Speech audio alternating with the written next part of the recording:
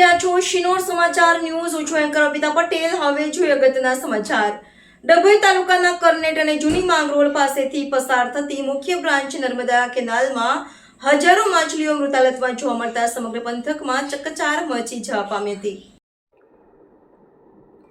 ડભોઈ તાલુકાના કરનેટ અને જૂની માંગ રોડ પાસેથી પસાર થતી મુખ્ય બ્રાન્ચ કેનાલમાં હજારોની માછલીઓના મૃત્યુ નિપજ્યા છે. જોકે હજુ સુધી માછલીઓના મોત અંગે કોઈ સ્પષ્ટતા થઈ નથી. માછલીઓ કયા કારણોસર મોતને ભેટી તે અકબંધ છે. તેવામાં હજારો માછલીઓ મૃત હાલતમાં કેનાલમાં તણાઈ આવી હોવાને લઈ આ વિસ્તારમાં અસહ્ય દુર્ગંધથી લોકોમાં ચકચાર મચી જવા પામી હતી.